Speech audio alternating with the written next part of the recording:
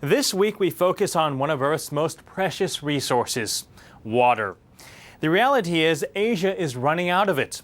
Pressure from overuse, pollution, and poor management is helping to dry up the water we use for farming, industry, and our own households. Experts are unclear about the long-term impact of water fatigue around the region. But in Singapore, it's already taken a huge toll. The city-state relies heavily on outside help to keep the water flowing. But now it's attempting to dissolve that dependency and find alternative sources. Susan Yu has the story.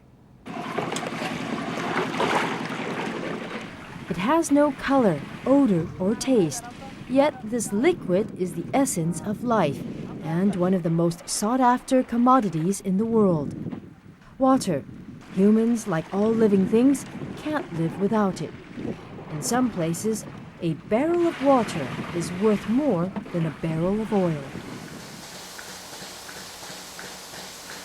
Water is, to us, everybody is important. You need to wash, you need to drink all these things. Water is very important for human, even for animal. Without water, you cannot survive. John Tay's livelihood depends on water. The Singaporean runs a dairy farm which uses more than 2,000 liters of water every day. The supply has to be continuous to keep his 1,000 head of livestock happy. We have here is all the water pipe. That's for the goat to drink every day. Every day? Every day, every time. It's 24 hours. When they want to squeeze, the water will come out from here. This is how they get the water from. Like the rest of Singapore's 4 million inhabitants, John Tay gets his water from neighboring Malaysia. Millions of liters of raw water are pumped daily across the causeway, which separates the two nations. This pipeline supplies half of Singapore's daily water needs. But the island's need for water is growing. Singapore is now looking for other sources of water. Singapore's search for more water is driven by necessity. Being a small island city-state, we have a limited water supply. At the moment, we have our own local catchment. As our population grows and our economic activities grow, there will be a need for us to source for more water to meet the rising demand. Singapore has relied on its neighbor to quench its thirst since the early 1960s, when Kuala Lumpur agreed to supply water from Johor State at a nominal rate. But the current agreement expires in 2011, and when that happens, Kuala Lumpur wants to raise its prices by 100 times. Malaysia after 25 years, but now it's already nearly 30 years. So we find that it's time that we should change the agreement, amend the agreement, and of course, especially on the tariff. The water issue is one of many that has strained relations between the two countries.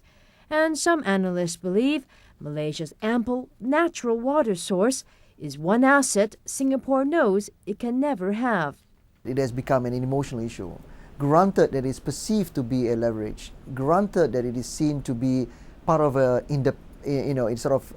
dependency syndrome. Singaporeans often accuse Malaysia of using it as a leverage, because they are dependent on water from Malaysia.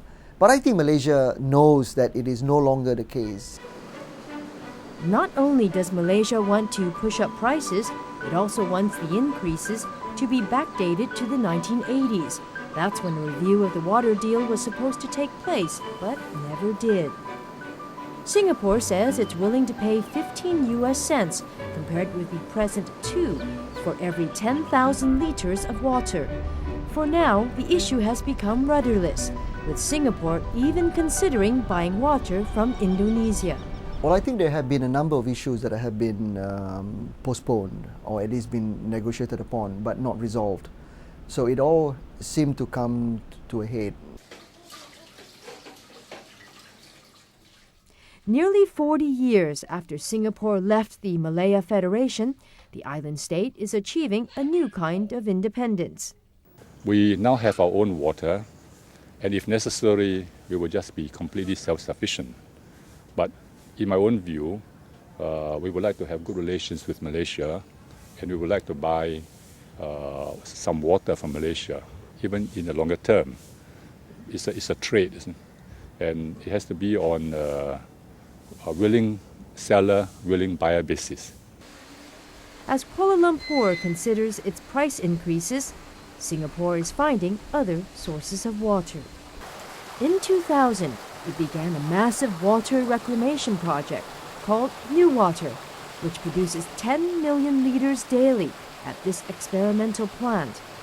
Originally intended for industrial use, New Water is now being plugged as good enough to drink. I would say it's almost similar to PUB water. That's my assessment when I tasted it.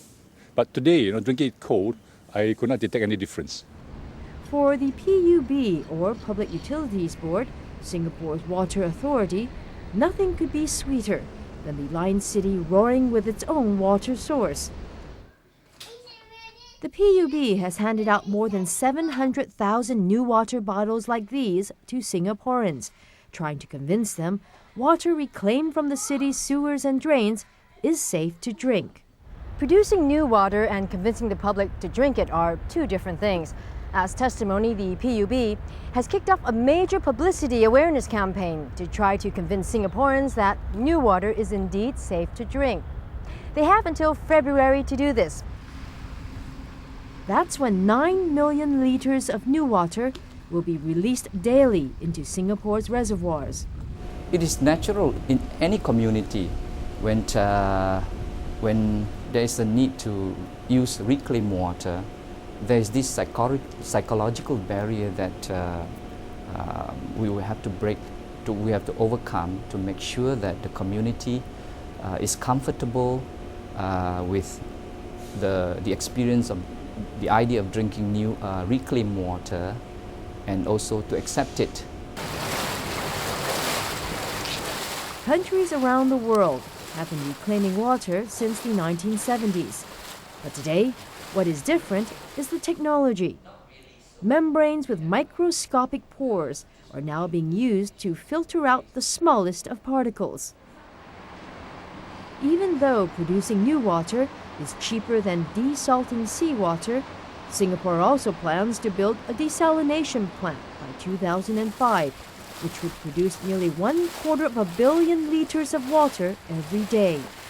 The technology to desalt seawater now is the same as to reclaim water.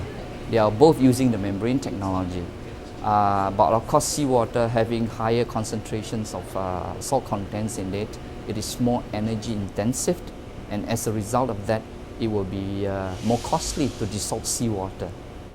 The cost is a small price to pay for a nation strapped for natural resources. If you look at water shortage problem in the whole Asia, in Southeast Asia, water shortage problem becomes more and more serious, and we have to have another approach to look for alternate water sources. It's clear reclaiming water is a positive step for Singapore's future. Most are keeping their fingers crossed, hoping the country's water supply will keep flowing regardless of its source.